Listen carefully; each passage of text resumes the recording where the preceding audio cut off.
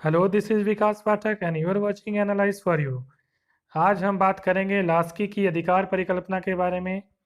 इसे जानने के पहले अधिकार की दो theories, natural theory of right और दूसरी है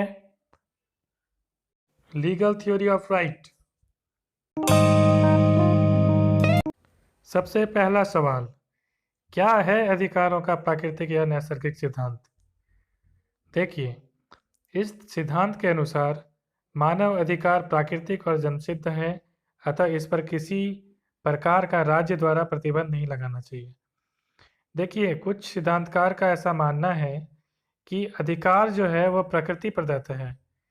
ठीक है, तो कहने का यही तात्पर्य है कि अधिकार काफ़ी प्राचीन है और यह प्रकृति द्वारा प्रदत्त होता है, यह राज्य द्वारा प्रदत्त नहीं होता है। देखिए, अधिकारों का वैज्ञानिक सिद्धांत क्या कहता है? इसके अनुसार अधिकार प्राकृतिक या स्वाभाविक नहीं होते, बल्कि मानव निर्मित होते हैं। देखिए, प्राकृतिक सिद्धांत में क्या था कि जो अधिकार था वो प्रकृति प्रदत्त था, जबकि वैधानिक सिद्धांत कहता है कि अधिकार प्रकृति प्रदत्त नहीं बल्कि मानव निर्मित होते हैं। इसका अर्थात यह है कि अधिकार राज्य के द्वारा दी भी जाती है और राज्य पुराने अधिकार को छीन भी सकता है और नए अधिकारों को जन्म भी दे सकता है। देखिए, हमारे संविधान में क्या होता है, अधिकार दिया जाता है, फिर से उसे छीन के नया अधिकार जो है इम्प्लीमेंट किया जाता है, अमेंडमेंट होता रहता है।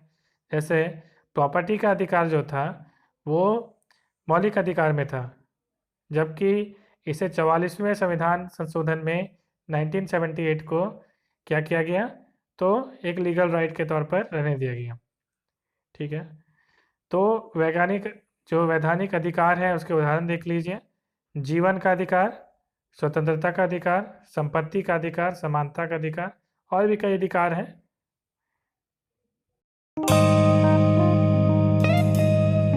देखिए, लास्की प्राकृतिक अधिकार के सिद्धांत का विरोध करते थे। वे इस बात को स्वीकार नहीं करते थे कि सभ्यता के पूर्व प्राकृतिक अवस्था में मनुष्य को नैसर्गिक अधिकार प्राप्त थे, जो समय के प्रवाह के साथ लुप्त हो गए, बल्कि वे मानते थे कि अधिकार मनुष्यों को समाज में धीरे धीरे सभ्यता के विकास के कारण प्राप्त हुआ है। ठीक है, लास्की ऐसा मानते थे कि जो अधिकार हैं वो मनुष्य को समाज में रहते रहते रहन सहन के अनुसार जो है वो अधिकार प्राप्त हुआ है। उनका विचार है कि सभ्यता के विकास के साथ साथ अधिकारों के स्वरूप का विकास हुआ है। नैसर्गिक अधिकारों का सिद्धांत सही नहीं है ना। नैसर्गिक अधिकारों को तो लास्की बिल्कुल विरोध करते थे। वो कहते थे कि यह सिद्धांत तो बिल्कुल सही नहीं है, क्योंकि इसके अनुसार अधिकार मनुष्य के सामाजिक जीवन के विकास के परिणाम स्वरूप नहीं, बल्कि वे तो सामाजिक जीवन के शुरू होने के पहले ही प्राप्त हो गए थे। क्योंकि प्राकृतिक सिद्धांत के अनुसार जो अधिकार है वो तो मनुष्य के समाज में आने के पहले ही प्राप्त हो गए थे, जो कि सही नहीं है।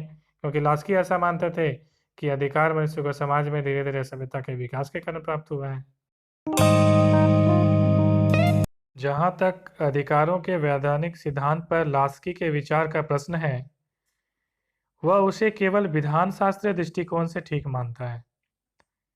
राजनीति विज्ञान के दृष्टिकोण से यह सिद्धांत अपूर्ण है।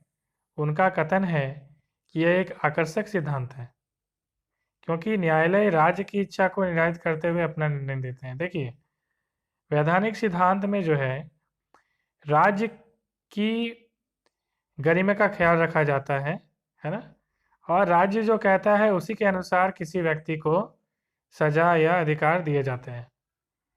कानून अधिकारों का सृजन नहीं करता, वह किसी विशेष वैधानिक व्यवस्था के लिए उनकी परिभाषा करता है, उन्हें स्वीकृति देता है और इन अधिकारों की अपनी सीमाएं हैं। यह समय विशेष में और स्थान विशेष में परिवर्तित होती रहती है। देखिए, हमें पता है कि हमारा संविधान है। कोर्ट का क्या काम है? कोर्ट का यही काम है कि वो जो संविधान में नियम है उसकी व्याख्या करना ही कोर्ट का काम होता है। उसी प्रकार लास्की का कहना बिल्कुल उचित था कि वैधानिक जो अधिकार दिए गए हैं वो क्या करता है, कोर्ट उस पर डिसीजन देता है। और यदि कोर्ट बिल्कुल स्वतंत्र है तो बहुत अच्छी बात है, लेकिन ऐसा स्वतंत्रता तो था नहीं, वह कार्यपालिका के अंदर था, तो इसलिए वो उसको वैधानिक सिद्धांत को उचित नहीं मानता था। उदाहरण के तौर पर जीवन का अधिकार एक अधिकार है, परंतु कुकृत्य करने पर इसे फांसी दी जा सकती है। अर्थात अधिकार की परिभाषा स्थिति में बदल जाती है। देखिए, अधिकार है जीवन का अधिकार, लेकिन इसका मतलब ये नहीं है कि कोई कुकृत्य करे और उसे जीवन का अधिकार बरकरार रखा जाए। इसका तात्पर्य यह है कि अधिकार की परिभाषा स्थिति में बदलती है और स्थान में भी बदलती है। स्थान में कैसे बदलती है, जैसे यहाँ पे जो हमें स्वतंत्रता का अधिकार मिला हुआ है, ये दूसरे देशों में बिल्कुल ऐसी ही स्वतंत्रता नहीं है। चाहे वह धार्मिक स्वतंत्रता की बात की जाए, आप प्रत्येक देश में ऐसे धर्म का जो स्वतंत्रता यहाँ मिला है, वो हर देश में ऐसा नहीं है। तो थी लास्की के अधिकारों पर के जो सिद्धांत है उन पर विचार, है ना। लास्की के जो विचार थे अधिकारों के सिद्धांत पर, हम अभी उनकी चर्चा कर रहे थे। अब हम चर्चा करेंगे विभिन्न अधिकारों पर लास्की के विचार। समाज के सभी वर्गों के सदस्यों में कार्य और अवकाश का न्यायोचित बंटवारा होना चाहिए। समाज में ऐसी दो श्रेणियां नहीं होनी चाहिए कि एक श्रेणी केवल श्रम करे और दूसरी श्रेणी उसके श्रम का शोषण कर अवकाश और आराम का जीवन बिताए। लास्की के अनुसार एक और ऐसे लोग हैं जिनका ज्ञान पर पूर्ण नियंत्रण है, दूसरी ओर ऐसे लोग हैं जो ज्ञान से पूर्णतः वंचित हैं। यदि यह माना जाए कि ज्ञान प्राप्त करने की योग्यता में व्यापक असमानता है, तो भी हमें चाहिए कि औसत व्यक्ति की क्षमता को ध्यान में रखते हुए उसे अधिकतम ज्ञान प्राप्त करने की सुविधा दी जाए। ऐसा लास्की का मानना था। राजनीतिक शक्ति के अधिकार पर लास्की का मत था कि राजनीतिक शक्ति पूंजीपति वर्गों के हाथों में है, जो सही नहीं है। मताधिकार, समझ गए ना, लास्की यही कहना चाहते थे। और देखिए, राजनीतिक शक्ति में कई सारी शक्तियां हैं जिनमें मताधिकार और प्रत्याशी होने का अधिकार प्रमुख है। तो मताधिकार के संबंध में लास्की कहते थे कि लास्की जो है वो मताधिकार के समर्थक थे, और वो कहते थे कि शिक्षा की शर्त पर जो है मताधिकार का योग्यता बिल्कुल नहीं होना चाहिए। ऐसा नहीं है कि कोई शिक्षित है तो वही मत का जो है वो सही प्रयोग करेगा और जो अशिक्षित है वो सही प्रयोग नहीं करेगा, ऐसा वो मानते थे। दूसरा है प्रत्याशी होने का अधिकार। लास्की कहते थे प्रत्येक नागरिक को जाति, धर्म, वर्ण और लिंग के आधार पर भेदभाव के बिना निर्वाचन में उम्मीदवार बनने की सुविधा दी जानी चाहिए। सरकारी सेवाओं में योग्यता के अनुसार प्रत्येक नागरिक को नियुक्ति का अधिकार प्राप्त होना चाहिए। स्वतंत्र भाषण का अधिकार का लास्की समर्थन करते हैं।